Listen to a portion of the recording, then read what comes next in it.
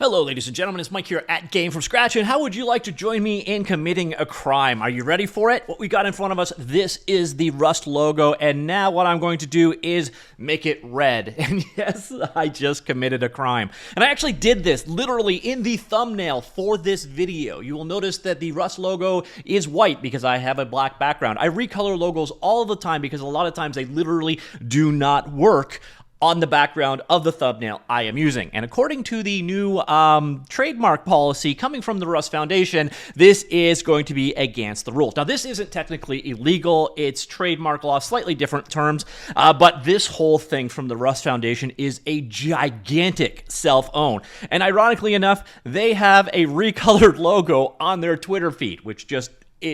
Okay, now this one is released a little while back. It hasn't gone over well, so on April 6th, they announced this updated trademark policy comment form they've got out. We're going to go through some of the keynotes in this new update, and the idea of protecting your trademark isn't in and of itself bad. If you go to the Unity site, you're going to find a use of trademark policy there.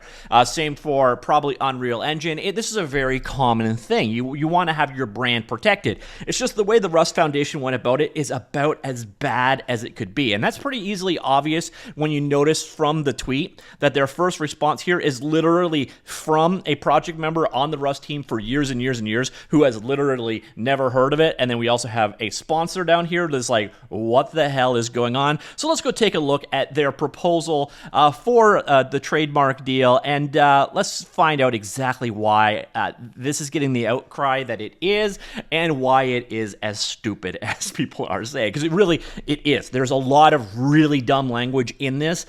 There's some virtue signaling that I don't know how it got in here.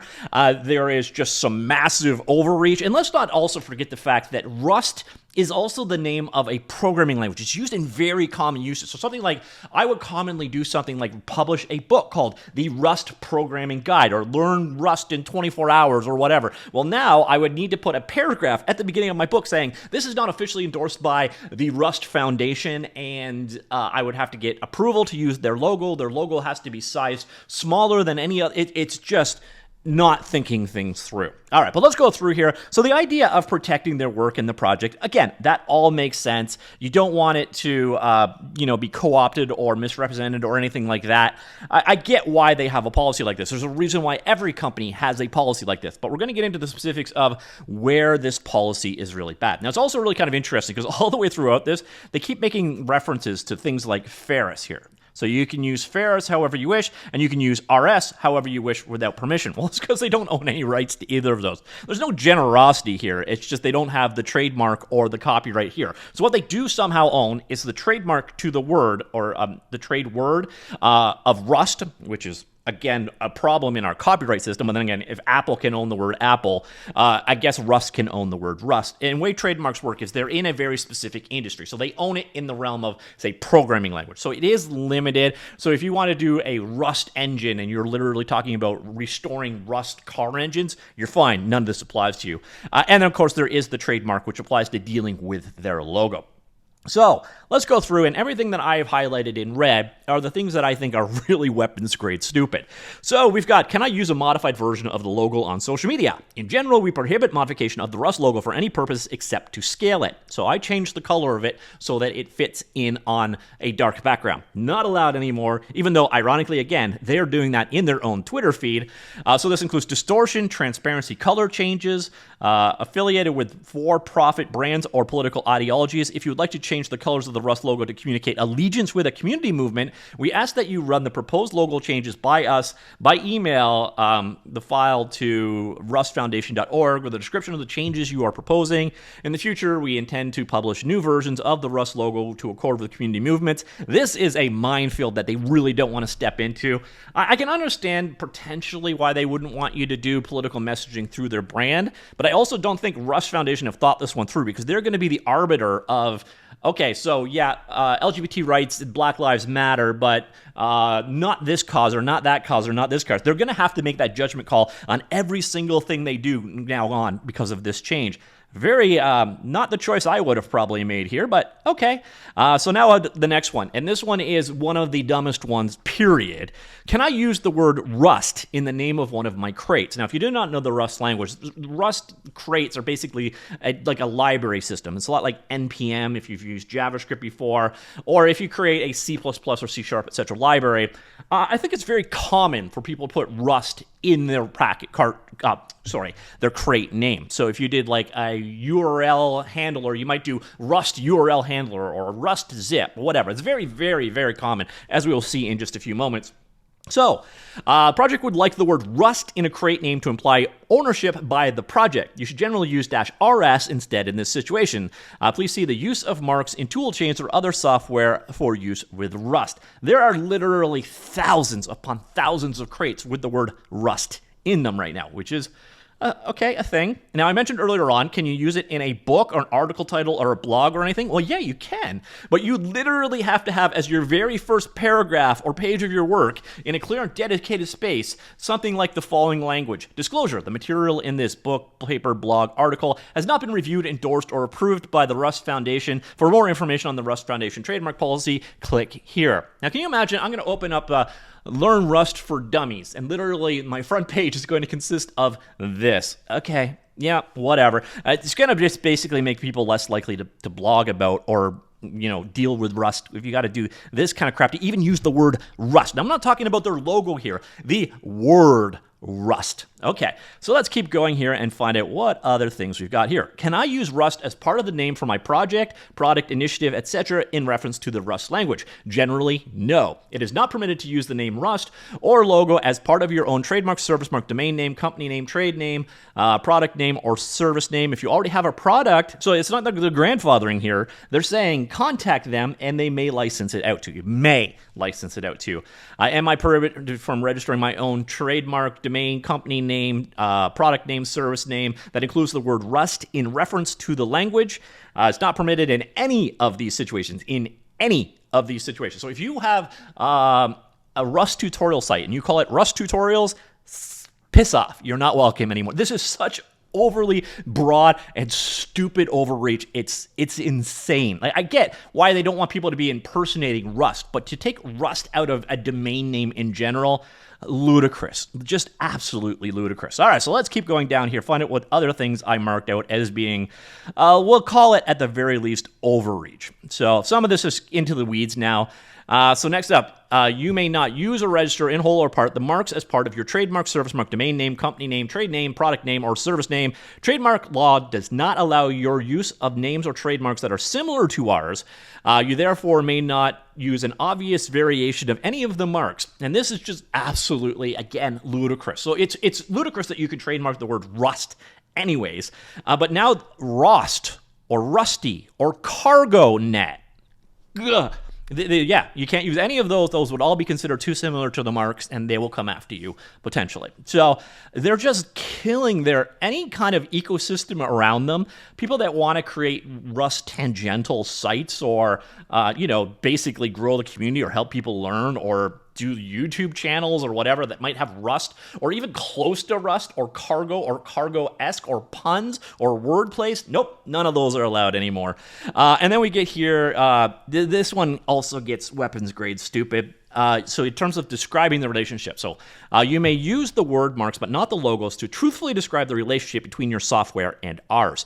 Our marks should be used after a verb or preposition that describes the relationship between your software and ours. So you may say, for example, the Dungeness tool for the Rust compiler, but you may not say the Dungeness Rust compiler. So I think even in their own example, you can see how incredibly stupid this is. So IntelliJ IDE has Rust compatibility. So they might put on their website that it is a Rust IDE, which is what it is. But now we would say, what is it going to be? The IntelliJ IDE capable of supporting the Rust compiler? So yeah, this is, again, just going to hurt their ecosystem. People aren't going to want to mess and deal with this crap just to get out there. Like IntelliJ, for example, supporting Rust is like, well, I'm not jumping through these stupid hoops just because of, there's not going to be any confusion unless Rust wants to have their own Rust IDE, and then they don't want to compete with IntelliJ supporting their product. But this is an open project. Why are you being so closed in your approach to these things? And then we go Rust the language versus Rust the product. And here is the underlying problem with this entire thing here. There's a discussion going on right now about, say, the Godot trademark and protecting it. Well, Godot is a product. Rust is a product and a language and a project. They're in their own way should be coming, okay, we're overreaching here because, we are, again, it's kind of like C++. C++ has a logo, but if they crack down on everybody that used it in any kind of documentation or blog or anything, there would be a massive blowback on that.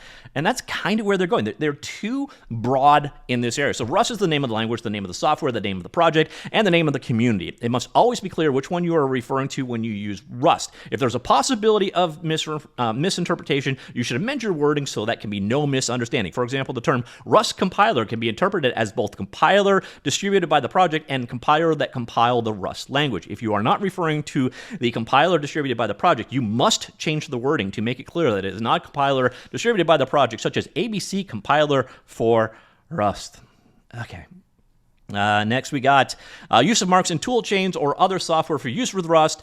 Using marks in the name of a tool for use in the Rust tool chain, a software program written in the Rust language, or software program compatible with Rust software will most likely require a license. But you can use RS instead. Of course you can, because you do not own the RS trademark. And trying to act like this is an act of goodwill is kind of insulting. But again, this kind of goes down to the earlier things going on. It's just going to make people just not want to be part of this ecosystem. Come on down here. This one's also interesting. So if you want to have a user group, a Rust user group, basically your community, well, you must now enforce and adopt a robust code of conduct, or you can't use the word Rust in your community. And who is going to define what that code of conduct is? So I can write you a code of conduct that's very, very robust that you might find as incredibly insulting as anything on the world. And I hope someone does. I hope someone in the Rust community comes here and says, you must only swear at each other, treat each other like with complete assholes, and on and on and on, because that is a very robust code of conduct. So then you're going to get into the lawyering of, oh, no, we mean this. And then they're going to break down exactly what that code of conduct is, and then they're doing this in an effective manner. So if you just want to call your user group the Rust, Rust users of Seattle, if in order to be able to do that, you're going to have to adopt a code of conduct, and ultimately they're going to decide what is robust or not. This is a massive overreach, ludicrous, and so on. Oh, and of course you can't make a profit. And that gets a little tricky there because, I make a profit. I make ads off of my website. A lot of these people make, and it may not be a considerable profit, but that is going to make it so just so many people that make any kind of profit at all, a tutorial maker, a author, a third-party developer. You just can't use the word Rust anymore at all in anything you do. And then this one just, whoa. And I'm not getting into politics here, ladies and gentlemen. I'm not going to especially get into the politics of gun control. I don't care which side of the fence you are on here. This is not a topic about that, and it never should have been a topic about it. It's kind of like peanut butter and hand grenades in the same sentence. They just should not. So being able to use the word Rust should or should not in any way be predicated on firearm control. No matter if you might firmly believe in gun control, I'm Canadian. You can probably guess where I stand on this, but I still think that this is the biggest BS thing in the entire thing. So if you want to have an event or a conference, so please contact us where to get further information below if you would like to hold an event using the marks in the event name. So if you want to have the Rust Developer Conference of Seattle, for example, and I'm picking on Seattle in this video, but you get an idea what we're dealing with here. We will consider a request to use the marks on a case-by-case basis, but at a minimum would expect events, expect events and conferences using the mark to be non-profit making, focused on discussion of and education on Rust software, prohibit the carrying of firearms. Why is this line in here? Who put this line in here? Again, I'm not going to get into a Second Amendment argument here. And the funny thing is, there are quite literally states, and again, I'm not going to get into the politics of this, but there are states where you can't prohibit the carrying of firearms. You just literally can't. Again, not going to talk about the politics of those laws, but what you've just said is that in a number of these states, you quite literally can no longer have Rust conferences because you can't prohibit the carrying of firearms at those conferences. This is such a massive overreach, and this is Rust sticking their nose where it quite literally isn't belonging at all, period. Like, I almost choked when I saw that this was in here. And then, of course, domain names. This one is a big one again. So if you have a domain name with Rust or something Rust-related in it, yeah, it ain't going to happen. And I think we basically got to the end of the list of the things that I personally noted about this disastrous trademark policy. Pretty much the entire thing just should be thrown in the garbage. If you want my feedback, Rust Foundation, you just laid an egg here. You just had cost huge, massive goodwill with your community for literally no win. There are tons of people out there that have written policies around trademarks. Just take one of those, throw your name on it, and do the right thing. Don't damage your brand like this. So here is a perfectly good example. This is a product I covered in the past, which, by the way, I used their logo in the thumbnail. It's the GD native bindings for Rust. If you did not know about it, it's an excellent little project. It allows you to use the Rust programming language in the Godot game engine. And this would all not be allowed anymore, period. They would have to get explicit permission to do any of this. Who knows how long that'll actually take, and who knows if they'll actually get it, and who knows if someone was doing this kind of thing in the future, if they would even bother trying. So, strike one, they use Rust in the name, even though the name makes perfect sense. Strike two, they modified the logo, so they've made their own logo in this regard. They're just going to try, this kind of change is going to make efforts like this go away. And then you got to come through here as a language lawyer. Okay, is Rust bindings for GD extension, is that in compliance or not? I don't know. Can I get away with saying this sentence? Oh, minimum supported version of Rust. Am I allowed to make this sentence? Do I have Rust in the URL? Is Rust in the, Godot-Rust. Oh, you definitely can't have that. So we're going to go into all of the GitHub projects that have Rust in. Like, I mean, if you can't use it in the package name, you sure as hell can't use it in a GitHub name. So they're going to shut down all of those projects, and it's just so stupid. To go back, again, I told you earlier on, crates are kind of like their library. It's a combination of the library system and the deployment system, or the build system for actually deploying out updates to libraries, etc. It's like a package manager. And you can see here, let's go check out how many crates out there right now have Rust in the name. So we've got Awesome Rust, we got Rust Sitter, we've got Rust Sitter Common, Rust Sitter Macro, Rust ICU, ICU Common, and it just kind of keeps going and going and going and going and going and going and going. So we just put like Rust decimal macros. Can't do that anymore. We're reserving Rust for us only. You literally are just pissing off your community, and there's no upside. Like, again, I understand wanting to protect trademark, but you're dumping all over your community. And the funny thing here, there is this tweet here from the Rust language Twitter. So this is so you see it over here at the right. There's the Rust language, and then there is the Rust Foundation. Now, this came a couple days after they did the announcement, and you can see here, we asked the Rust Foundation to update the old Rust trademark policy. They proposed a first draft, and it will be asking us all to submit our feedback. And here comes the damage control. Rest assured that the Rust project will only accept something that we can stand behind and address the concerns that have been raised. And again, who are you? That's a lot of these comments. Are you not the Rust Foundation? And then, again, to loop back to the very tweet that started it all, and where I'm going to leave this off, because if you want to give feedback, this is where you need to go. These are people involved in Rust, people sponsoring the foundation, people that work on the project, and they're like, okay. And we can just go through like the comments, the feedback on this one. This is about as much of a cell phone as you can get. There's just nobody is happy. There's actually a couple other videos on this topic if you want to find out about just how this is just moronic. It's just a huge, massive cell phone. Again, I understand the idea of protecting a trademark. I also think the trademark system is broken as hell, and you shouldn't be able to use or trademark a single-use common everyday word. Can you, Apple? But that's a different conversation for a different time. But the way that they went about this is just about as stupid as it could be. And if you want to give them some feedback, they are asking for feedback here. And yeah, I would recommend filling out that form and letting them know exactly what you think of this particular policy. So let me know what you think of my take on it, of Rust Foundation's decisions in the first place. Are we overreacting? Is this just legalese? Or is this like the world we live in now that we've got so used to just mindlessly clicking on EULAs that like throw our rights away, that this is, I don't know. I think this is massively stupid, but maybe you disagree. Let me know in the comments down below. I will talk to you all later. Goodbye.